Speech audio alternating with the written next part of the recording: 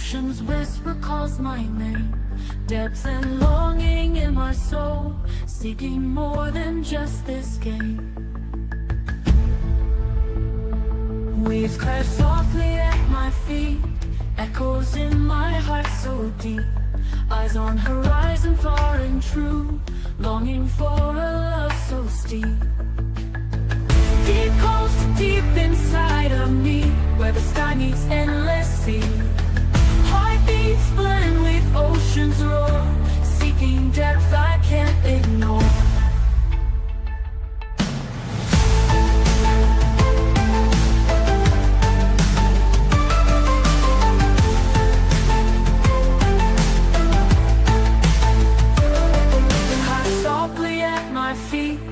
Echoes in my heart so deep, eyes on horizon far and true, longing for a love so steep. Deep calls to deep inside of me, where the sky meets endless sea. Heartbeats blend with oceans roar, seeking depth I can't ignore. Shells and sand beneath my toes, tides reveal what ebb and flows. In the quiet still I hear whisper longings crystal clear. Deep calls to deep inside of me, where the sky meets endless sea. Heartbeats blend with oceans roar, seeking depth I can't ignore.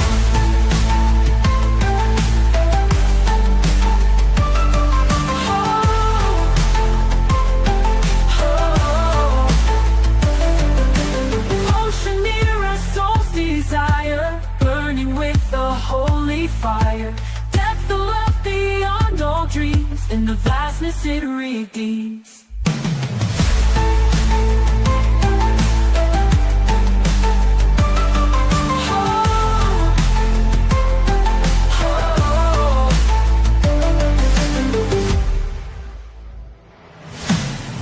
Deep calls to deep inside of me, where the sky meets endless sea. Heartbeats blend with oceans roar, seeking depth I can't ignore.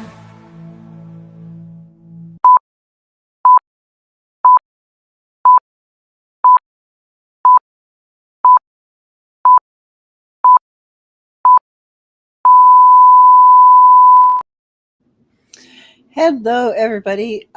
This is going to be a shorter one because it's just kind of a fun thing. I realized yesterday, I don't check my stats very often because this is mostly just a hobby and something I do for fun. And when I have questions and to process and answers and things like that. So I'm not one of those like, I want to grow this until I can do this for a living kind of channels. This is just my hobby. So, but I realized yesterday that I hit 600 sometime in the last couple of days. And since I never got around to, doing a 500 sub stream, I don't think. I didn't see one, but I didn't look that hard. I would do one for 600. And so we're going to keep this short. But what I wanted to do, and I thought this would be kind of fun, because there has been this kind of back and forth, ongoing, fun little pot shotting at each other with myself and with Phil Bray from Leviticus is Fun and Spencer Owen from the Trauma Informed Church Kid have been having this ongoing debate about which is better, Leviticus or Ezekiel. And so I thought that just for some fun to celebrate 600, I was like, you know what? I'm just going to give the 10 reasons why Ezekiel is better. And then I am going to wait for their not responses because if it's just admit Ezekiel's better. And we can end the back and forth. And there is Phil, right in the chat there, already posting his objections. But so these are not at all meant to be just for fun. They are actually completely and totally serious reasons. Yeah, so we'll just get right into those because it's going to be it's going to be fun. All right, here we go. Why Ezekiel is better than Leviticus? Who is the winner in this debate? Well, me. Uh, that's totally objective and called by me because I said so. Okay, so number one, we have biblically accurate angels, and you have regulations on bold. So while Phil is stuck explaining the protocol for inspecting mildew on houses, Ezekiel opens with a psychedelic four-faced wheel within a wheel vision of the chariot throne of God, the Marbakah. And I get to talk about the original sci-fi theology. So I win. Point number one. All right, next one. Number two, Ezekiel eats the book and Leviticus slits what you can't eat. So while you're spending the entire time in Leviticus getting lessons on why you can't eat rock badgers and shrimp, Ezekiel takes it to a whole new level of intimacy with Scripture by physically eating the scroll that's given to him by God, noting that it tasted like honey for sweetness. So this is going to be, so that's another reason you get to talk about Leviticus is all about what you can't eat. And Leviticus is like how we're going to ingest the word of God. This is awesome. Okay, number three. This one is for Spencer. It is the ultimate trauma performance act. Spencer should definitely appreciate this one. Ezekiel doesn't just preach, he embodies the trauma of exile. He lies on his left side for 390 days and on his right side for 40 days to bear the iniquity of Israel and Judah. In Leviticus, the priests just stand around sprinkling blood. Ezekiel puts in the actual physical work. So he is dealing with his trauma in an actual integrated way that is it's like somatic, I think that's what it's called, somatic therapy.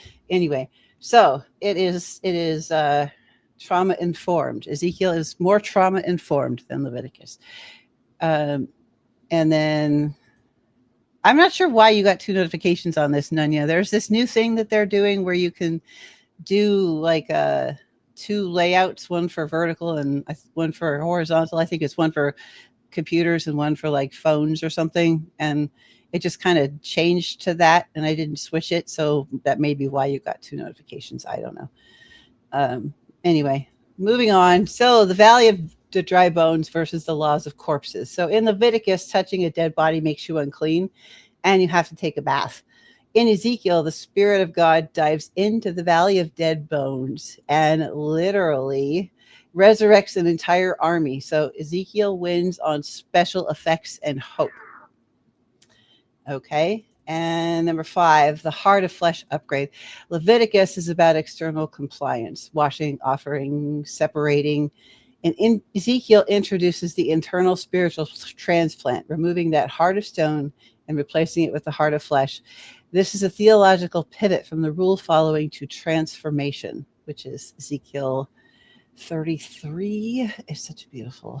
And that's all about what Ezekiel 36 is all about, is explaining that with the Valley of Dry Bones. It's pretty cool. All right. So far, liking my chances. That's the prophet Ezekiel right there. All right. Number 6, transportation by hair. Okay. So does the high priest ever get picked up by a lock of his hair and transported by the Spirit from Babylon to Jerusalem? Nope. He just walks into the tent. Ezekiel travels by divine hair grab. Ezekiel 8:3. That is so totally cool. Like, yeah, Aaron got nothing on Ezekiel on that one. Okay. Number 7, river of life versus basin of washing. Levitical priests have the bronze basins to wash their hands and feet so they don't die. Ezekiel foresees the river flowing from the temple that gets deeper the further it goes, and eventually healing the Dead Sea and bringing life to wherever it flows. One is a hygiene and taking a lot of baths, and the other is cosmic healing, which I think is pretty awesome. So Number 8, calling out bad shepherds. So, from a trauma informed church kid perspective, Ezekiel 34 is crucial. While Leviticus establishes the hierarchy of the priesthood, Ezekiel ruthlessly criticized spiritual leaders who feed themselves rather than the flock. It is the ultimate deconstruction of abusive religious authority. Ezekiel 34, 1 through 10. All right, number 9, the Siege Cooking Show. This is one of my favorites. So, Phil, you might think Leviticus has the monopoly on food prep. All the offerings are literally the ancient Near East menu, but Ezekiel is commanded to cook his bread over, well, honestly, originally human waste, but he bargains that down to cow dung. It's gritty, it's desperate, and it paints a picture of reality that Leviticus instructions on fine flour just ignore. All right. And number 10, the ending, the Lord is there. Leviticus ends with a list of valuations for vows and tithes. So basically an accounting ledger, kind of boring. Ezekiel ends with the renaming of the holy city to Yahweh Shammah. The Lord is there. One ends with math and the other ends with the presence. So I'm definitely not a math person. I am definitely going with Ezekiel on this one too. So when you break it all down, basically in the opening scene, you get a psychedelic chariot throne or details on sacrificial procedures. Ezekiel wins, a sci-fi beats admin every single time. Dietary plan, eating a scroll or no shrimp or rock badgers. Leviticus wins that one, less dung cooking. So Phil, I'll give you that one. Number 3, trauma approach. So performance art and acting out the pain versus structure, boundaries, and safety. Ezekiel wins because expressing yourself is less boring than safety. Special effects, Valley of Dry Bones, resurrecting a whole, valley of dead people. That's awesome. And the miraculous consuming fire of offerings. I mean, they do that all the time, so that's going to get normal after a while. So Ezekiel wins. Zombie army wins every single time. Again, Ezekiel's just got better effects. Social justice. Oh, no, wait. Hygiene and purity. I missed one. River of healing, the Dead Sea versus mold inspections and lots of baths. Leviticus wins that one for practical sanitation value. I'll give him that one. All right. Number 6, social justice. Calling out bad shepherds and the year of Jubilee. So again, Ezekiel wins because that's ending spiritual trauma inflicted by bad shepherds. So, that wins every single time again too. And number 8, the vibe. Ezekiel is chaotic, it's overwhelming, it's dynamic. It's meant to talk about living in chaos and a broken world. And number 8. So Leviticus is ordered, holy, and predictable. So number 8 is kind of a tie because, Ezekiel is addressing the reality of the broken chaos that we all live in. And Leviticus is talking about the calm predictability that we heal and thrive in. So I'll give him a tie on that one. The ending in Ezekiel, Yahweh Shammah, the Lord is there, versus math. So Ezekiel wins with the better closing line.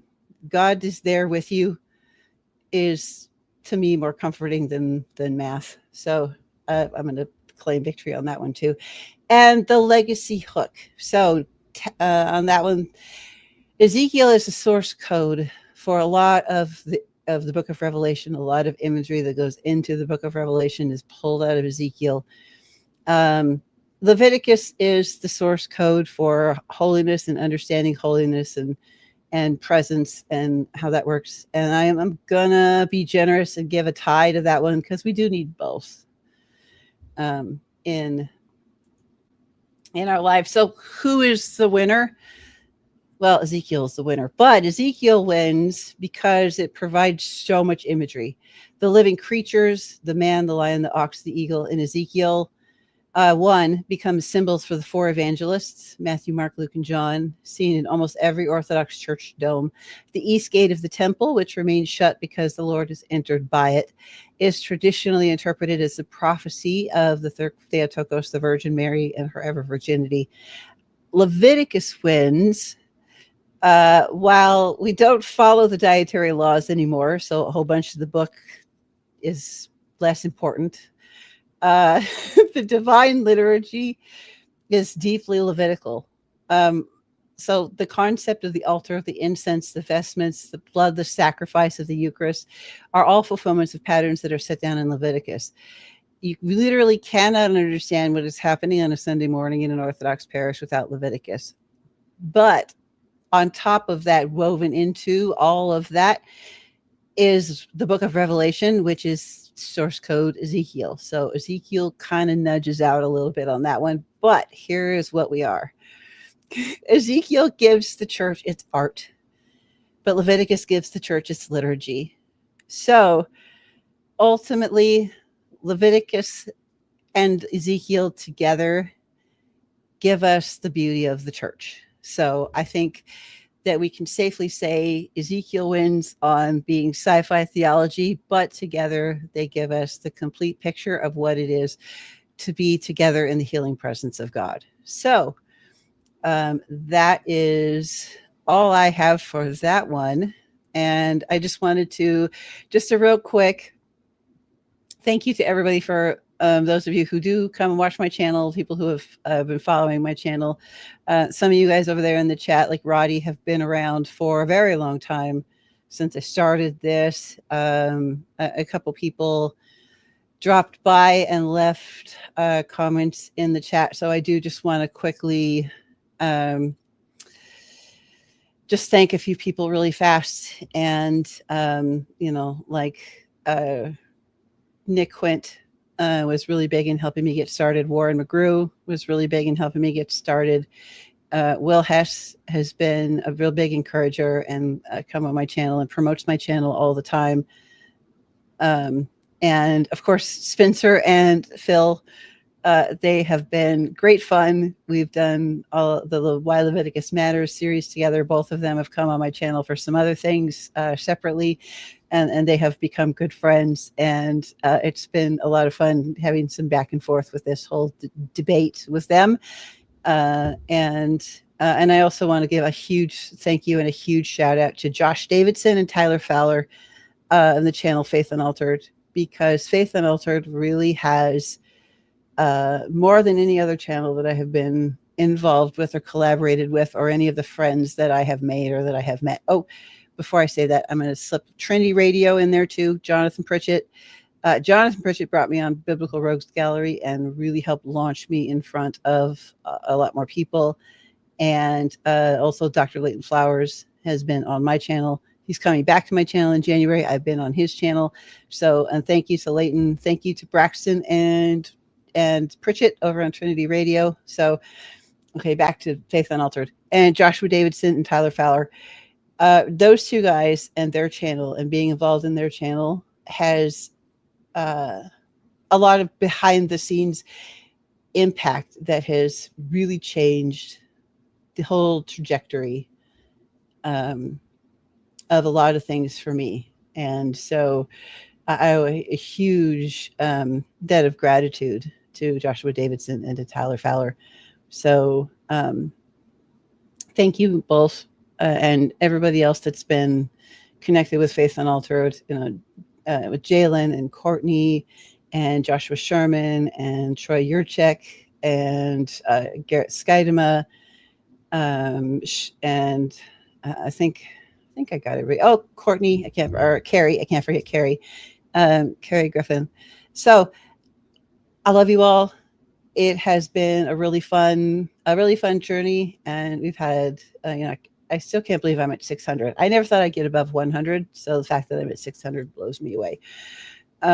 So coming up, we've got some really fun stuff. December 1st, Josh Davidson and Garrett Skydema are coming, and we are going to talk about Genesis 1, the creation narrative, and the fact that we are created out of the imagination of the storyteller, and how that makes us storytellers and story livers ourselves. So I'm very excited about that.